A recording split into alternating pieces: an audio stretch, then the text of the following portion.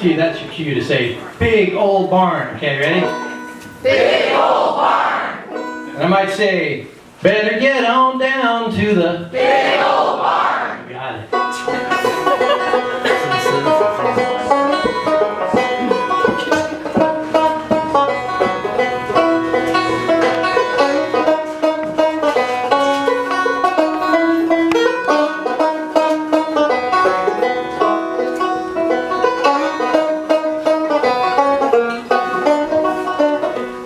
I need you to repeat after me. It's like this.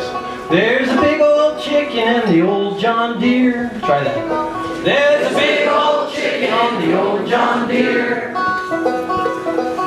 Pretty good. And I think I hear a fiddle on the farm. And I think I hear a fiddle on the farm. There's a farmer I know with a big idea. There's a farmer I know with a big idea. Better get on down to the big old barn. Better get on down to the big old barn. Beautiful. All right. After that, I'm going to turn it over to Jared to put this whole thing together. All right. Thank you, Ken. Wow. That was great. And you know, and that in some ways just sums up the intent of a farmer with a big idea coming down to the barn and inviting the community to gather and discuss how to make life easier or make life work more smoothly for the community and make the kind of food system in our sort of modern discussions of barn hosting of idea sharing, how to make our local food system healthier. So it is exciting to be here, and I'm super thrilled you all are here to inaugurate the first talk of Ted's rural uncle, Bob. He has a lot of still wonderful ideas and projects that he'd like to see come about and support the dot connecting activities of a lot of you and us to get not only to that 40%, but really think different beyond organic to a more healthful, sustainable food system. So I will stop and gladly pass the mic to Bob, our first Bob Talk presenter. Yeah. Thank you. Thank you so much, Jared, and thank you so much for turning out this evening. What I'm going to try to accomplish here is to go through using an incredible history of organic that was placed, and I got the permission to reprint from the Cultivating a Movement book.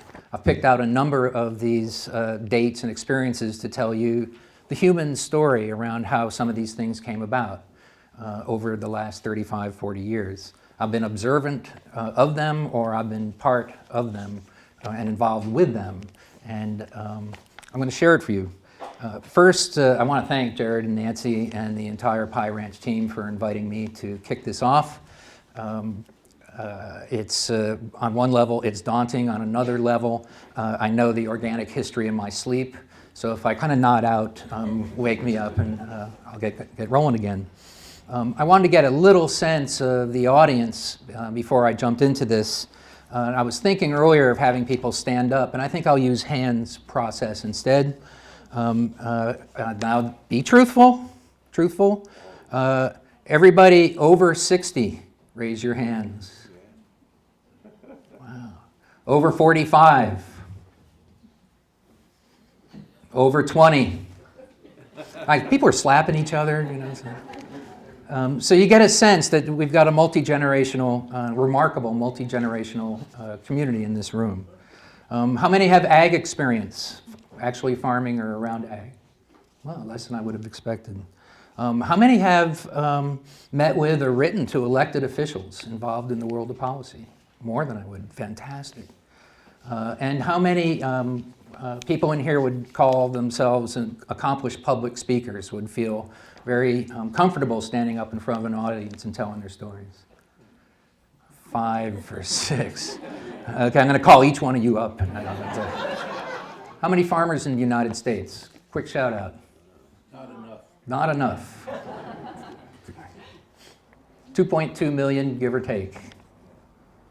How many organic farmers, both certified and under the under 5,000, you have to file or register, but you don't have to be certified. How many organic farmers in the United States? 16,000. 16,000? That's no fair. That's Ted. He knows.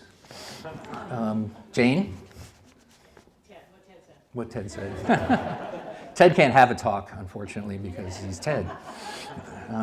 It's about 16,000, 17,000 certified organic farmers. There's an estimate that there's another 5,000 through the Ag Outlook survey process that are under 5,000 that are using the word in the farmer's market, but they're selling $1,200 a kiwis or something like that. So we think there's about between 20 and 22,000 in the United States. 2.2 million, 22,000, all those people that excelled in math. 1%. So we got a way to go. Life magazine, on their front cover, had a blonde woman with her backpack of fresh produce opening a health food store in New York. And it's, as far as I know, it's the first national publication with the word organic on the front. And most of the feature in here is this thing called the UC Santa Cruz Farm and Garden. There's some fantastic photos of 1969 and 1970 in here. So what can I say? I'm a media hound. I keep an eye on it. To this day, I still look up, I'll type in the word organic. I want to see what's going on, what's happening, where I had a policy to accept every media invitation that was ever offered to me. By any, even though I had personal feelings, I felt that I was in the public interest and speaking in the public interest, so I would accept every single media opportunity. But my all-time favorite is the deep investigative report conducted by the National Enquirer. Are organic foods worth the cost? And this reporter called me from New York and said, I'm doing an investigative report, and she was really tough, and she wasn't friendly, and I couldn't make her chuckle. And she asked these tough questions, really investigative about organic. I answered every one of them as straight as I could. I speak to everybody, and we went through this. I told her about pesticides. I told her about background contamination, family farms. And at the end of this conversation, it went quite a while. She ended with, before she said, thank you, Mr. Scowcroft, she said, I just want you to know that I hate you. And it was so intense. I said, what? What did I do? Oh God, career down, lunatic fringe confirmed. It's over. He said, because I'm sitting here and while we were talking, I got delivered a New York City Chinese food, fast food meal, and I've been looking at it the whole time, and I'm not gonna be able to eat this. I can't do it. I never thought about what's in this Chinese meal of vegetables and fried rice that I'm getting. And it's all your fault. I really dislike you. I'm not going to forget this. Thank you, Mr. Scowcroft. Hang up. So now I'm in a real quandary. Am I going to have to buy a National Enquirer every few weeks? What are we going to do? So again, in the office, I said, okay, here's another way to do it. We'll put it out that I will buy a really good bottle of wine to the first person that spots it. Everybody spread the word. So, great, a contest, keep it light again. Good bottle of wine. Might have been Storrs, who's a winery in our neighborhood down there. And then what happened was, nobody would cop to the fact that they were trying to win the bottle of wine. Nobody would cop to the fact that they were reading this to find the bottle of wine.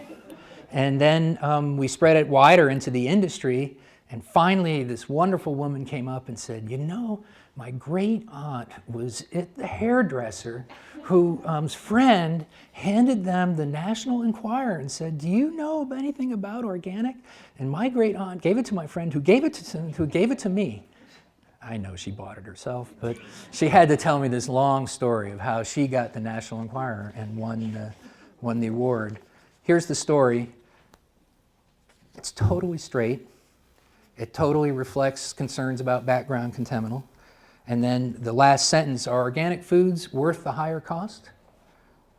The answer is yes. Organic food is, capital I, capital S, worth the extra money for everybody and everything concerned. the National Enquirer. 2.2 million circulations, the second largest publication read in the United States, which is another statement on an area we don't want to go tonight. So thank you very much. Thank you, Jared, Nancy, Banjo, and this is the first Bob talk, so let's hope that I've set the lowest level and that the bar will rock up further after here.